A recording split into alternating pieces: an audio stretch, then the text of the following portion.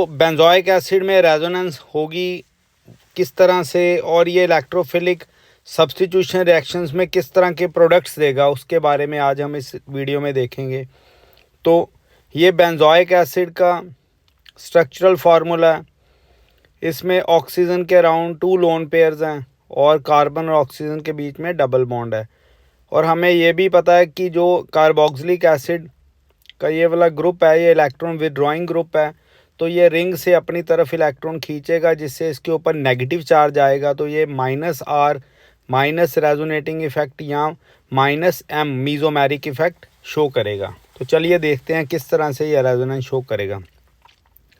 जब ये रिंग की तरफ से इलेक्ट्रॉन अपनी तरफ खींचेगा तो डबल बॉन्ड का जो डीलोकलाइज्ड इलेक्ट्रॉन है वो ऑक्सीजन की तरफ जाएगा।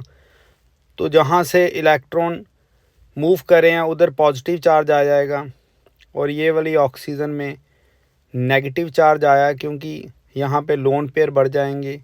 तो तभी हम इसको -R या -M इफ़ेक्ट बोलते हैं। बाकी बॉन्ड्स इंटैक्ट रहेगी। अब इस पॉजिटिव को बैलेंस करने के लिए डबल बॉन्ड फिर अंडरगो रेजोनेंस करेगी। तो इधर पैरा पोजीशन पे पॉजिटिव चार्ज आएगा और इस तरह से ये रेजोनेंस हमें कैनोनिकल स्ट्रक्चर्स देखने को मिलेंगे।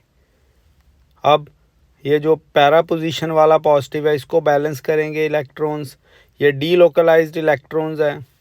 तो ये हमारे पास रेजोनेंस कुछ इस तरह से होगी। तो अब ऑर्थो पोजीशन पे पॉजिटिव है और बाकी सब कुछ इंटैक्ट रहेगा ऐसे ही, नेगेटिव चार्ज ऑक्सीजन के ऊपर। अब जब लास्ट स्ट्रक्चर में ऑर्थो के पॉजिटिव को बैलेंस करने के लिए ऑक्सीजन से लोन पेयर आएंगे तो ये अपनी जगह पे सारे के सारे इलेक्ट्रॉन्स फिर उसी तरह से आ जाएंगे और हमें एक फाइनल स्ट्रक्चर देंगे। इस तरह से आपने ये दोबारा बेंजोइक एसिड का स्ट्रक्चर ये आ गया हमारे पास। ऑक्सीजन और कार्बन के बीच में डबल बॉन्ड और 2 लोन पेयर्स आ गए ऑक्सीजन के अराउंड।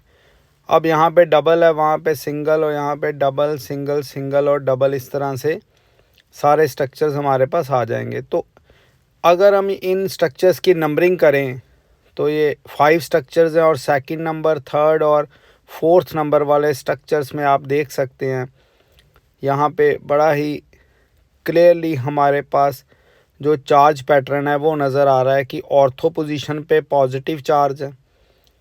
ये पॉजिटिव चार्ज हमें देखिए ऑर्थो पोजीशन पे, दोनों ऑर्थो पोजीशन जो यहाँ पे शो हो रही है और पैरा पोजीशन यहाँ पे पॉजिटिव चार्ज है।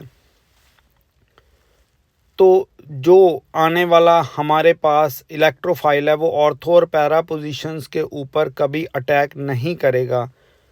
उसके पीछे रीज़न है ये पॉजिटिव होने के कारण रिपेल होंगी और ये मेटा डायरेक्टिंग है। यहाँ पे इलेक्ट्रोफाइल रिपल्शन एक्सपीरियंस्ड करेगा। तो ये बेंजोइक एसिड, अभी हम देखेंगे एक और रिएक्शन करते हैं उसमें हम देखेंगे कि जैसे एक नाइट्रेशन की एग्जांपल लेंगे। नाइट्रेशन इलेक्ट्रोफिलिक सब्स्टिट्यूशन रिएक्शन है। तो अगर हम इसमें ये देखें कि ये देखिए सल्फ्यूरिक एसिड और नाइट्रिक एसिड कंसनट्रेटेड फॉर्म में जब हम बेंजोइक एसिड के ऊपर अटैक करवाएंगे तो ये किस तरह से प्रोडक्ट्स आएंगे। ये पता है कि रेजोनेंस के अकॉर्डिंग बेंजोइक एसिड में ऑर्थो पोजीशन और पैरा पोजीशंस पे पॉजिटिव चार्ज है और इन दोनों एसिड्स को जब हम रिएक्ट करवाते हैं तो ये नाइट्रोनियम आयन हमें देगा। और ये जो नाइट्रोनियम आयन है, ये नाइट्रोनियम आयन अटैक ना तो ऑर्थो पे करेगा ना पैरा पे, ये करेगा मेटा पोजीशन पे क्योंकि ये एक इलेक्ट्रोफाइल है और मेटा पोजीशन से हाइड्रोजन रिप्लेस करके ये खुद लग जाएगा। तो ये आंसर आएगा मेटा नाइट्रो बेंजोइक एसिड। तो इस तरह से जो इलेक्ट्रोफिलिक सब्स्टिट्यूशन रिएक्शन है वो होगी ये इलेक्ट्रोफाइल नाइट्रोनियम आयन जो कि नाइट्रेशन में हमने देखा वो मेटा पोजीशन पे अटैक करेगा।